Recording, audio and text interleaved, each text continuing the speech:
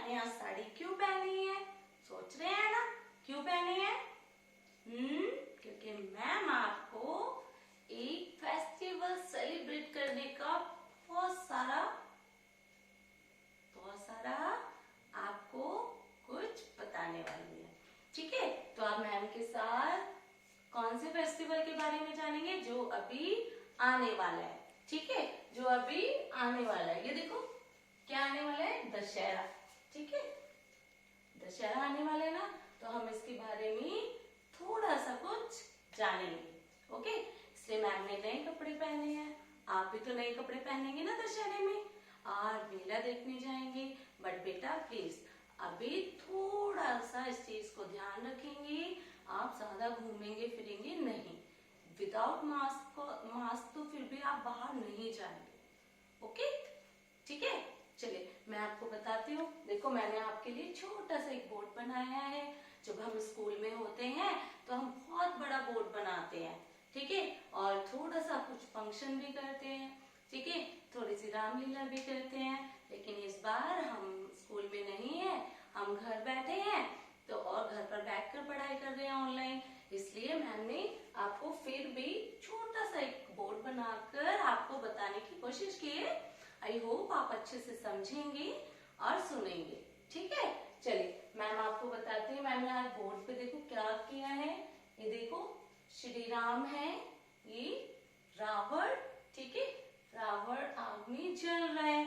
ठीक है, अभी मैं आपको छोटी सी स्टोरी बताऊंगी इन दोनों की। ठीक है, और मैम ने क्या लिखा है, हैप्पी दशहरा। आप सबको मैम हैप्पी दशहरा बोल रही हैं।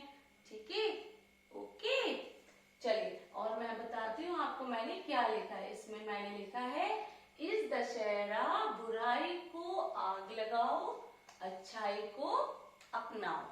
ठीक है, बुराई को आगे देखो, रावण, आपको पता है ना रावण कौन था, है ना।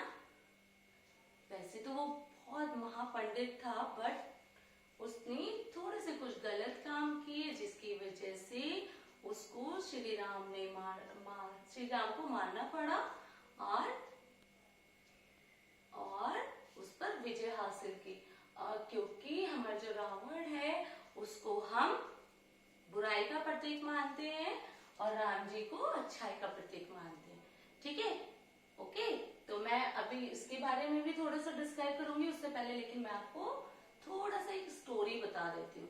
ठीक है, जो हमारा दशहरा है वो असत्य पर सत्य की विजय का प्रतीक है। ठीक है, असत्य पर सत्य की विजय का प्रतीक है। असत्य का प्रतीक किसको माना जाता है, रावण को, और सत्य का प्रतीक राम जी को माना जाता है।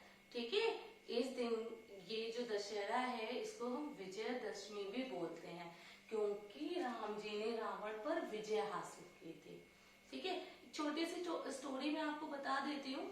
ठीक है, क्या है कि जब राजा दशरथ के बारे में आपने सुना है, कहीं तो सुना होगा, मे भी आपको याद नहीं हो, लेकिन मैं आपको आज बताती हूँ। ठीक है, जो हमारा जो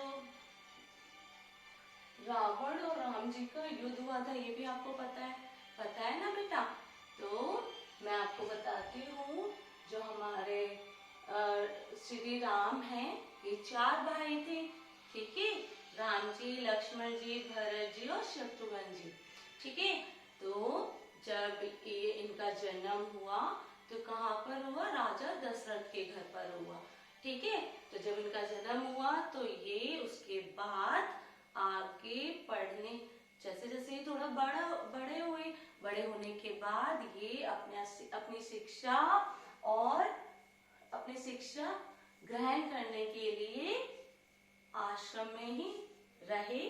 ठीक है, वहां गए, अपनी शिक्षा ग्रहण की। जब ये बड़े हो गए तो इनकी शादी राम जी की शादी सीता जी के साथ, मतलब चारों भाइयों की शादी जनक की पुत्रियों के साथ हो गई।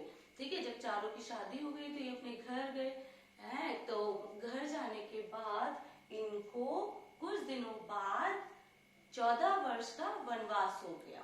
ठीक है, वनवास में जब ये वनवास काटने के लिए गए, तब रावण, ठीक है, तब रावण ने माता सीता का हरण कर लिया, ठीक है, और हरण करके अपने यहाँ वाटिका में रख लिया। श्री राम ने अपनी पत्नी सीता की खोज करनी शुरू कर दी, ठीक है। खोज करते करते भी हनुमान जी से मिले और उनकी सेना यानी वानर सेना से मिले, ठीक है। फिर उसके बाद आगे तक एक खोज करते हुए खोज करते करते आगे बढ़ने शुरू हो गए, ठीक है। फिर लास्ट में जाके इन्होंने लंका पर चढ़ाई शुरू कर दी, और चढ़ाई शुरू करने के बाद ये माता सीता के पास वहां रावण के यहाँ लंका में पहुंच गए। लंका में पहुंचने के बाद राम जी और रावण का 9 दिन तक भयानक युद्ध हुआ। 10वें दिन श्री राम ने रावण का वध कर दिया, ठीक है। और जिस दिन यानी 10वें दिन किया, तो उस दिन से हम उस घटना के बाद दशहरा मनाने लग गए, ठीक है। ओके बेटा, तो अभी तो बहुत जगह रामलीला चल रही है, इसी मतलब पूरे ये 9 दिन तक रामलीला अच्छे से दिखाते हैं पूरा। उसके बाद 10वें दिन रावण का वध कर दिया जाता है। रामलीला जो भी जगह जगह मेले लगते हैं, उन्हीं में रामलीला का आयोजन किया जाता है, ठीक है। मेला लगता है, बहुत बड़े बड़े मेले लगते हैं, झूले होते हैं, बच्चे नए नए कपड़े पहनकर मेला देखने जाते हैं, और वहां पर बहुत सारी मिठाइयाँ खाते हैं, खेल खिलौने खरीदते हैं, ठीक है। ऐसे करके पूरा हम अपना इस दिन दशहरे वाले दिन को यानी विजयदशमी को हम अपना पूरा दिन सेलिब्रेट करते हैं, अच्छे से मनाते हैं, ठीक है। ओके बेटा, तो आई होप आपको अच्छे से समझ आ गया होगा कि जब लंका पहुंचे थे राम जी, तो 9 दिन भयानक युद्ध करने के बाद 10वें दिन उन्होंने रावण का वध कर दिया था। तो उसी घटना के बाद से हम दशहरा मनाने लगे हैं, ओके, ठीक है। अब देखो इसके बारे में, ठीक है। तो मैंने आपको पहले भी बताया कि जो राम जी हैं वो सत्य का प्रतीक माने जाते हैं, और रावण असत्य का प्रतीक माना जाता है, ठीक है। तो ये देखो, जब 10वें दिन उसका वध हुआ था, तो ये देखो उनमें आग लगा रहे हैं, देखो सारे लोग। जो ये रामलीला होती है, मेला लगते हैं बेटा, उसमें भी 10वें दिन एक तीर मारते हैं राम जी जो बने होते हैं, और रावण में आग लग जाती है, ठीक है। तो ये इसी बात को मैंने यहाँ पर बताया है कि इस दशहरा बुराई को आग लगाओ और अच्छाई को अपनाओ, यानी कि आपकी जो भी बुरी आदतें हैं, यानी कि आप मॉर्निंग में जल्दी नहीं उठते हैं, या फिर बड़ों की बात नहीं मानते हैं, नहाते नहीं है, ब्रश नहीं करते, ठीक है, और अपना खाना खाने में प्रॉब्लम करते हैं, और सब्जी से खाना नहीं खाते हैं। तो ये जो अपनी गंदी आदतें हैं, बैड हैबिट्स हैं, उनको दशहरा वाले दिन आप खत्म कर देंगे, और उसके बाद से अगले दिन से आप अपनी अच्छी आदतें अपनाना शुरू कर देंगे, यानी कि खाना खाना शुरू कर देंगे अच्छे से सब्जी के साथ, ब्रश करना शुरू कर देंगे, डेली नहाएंगे, सुंदर से तैयार होंगे, अच्छे से पढ़ाई करेंगे, बड़ों की बात मानेंगे, ठीक है, करेंगे ना बेटा?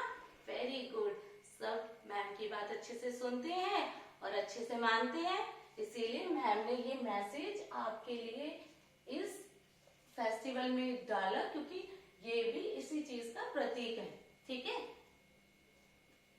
पता है ना किस चीज का प्रतीक है? ये असत्य पर सत्य की विजय का प्रतीक है, ठीक है। तो आप जितनी भी अपनी बुरी आदतें हैं, गंदी आदतें हैं, उनको दशहरे वाले दिन आग लगा दें, यानी छोड़ देंगे, और अगले दिन से गुड बेबी बनकर अच्छे से, बिल्कुल गुड वाले, बिल्कुल बहुत अच्छे से, जो प्यार से बच्चे होते हैं, जो सबकी बात मानते हैं, ऐसे वाले बेबी बनेंगे, ओके। आई होप आप अच्छे से इस काम को करेंगे, ओके।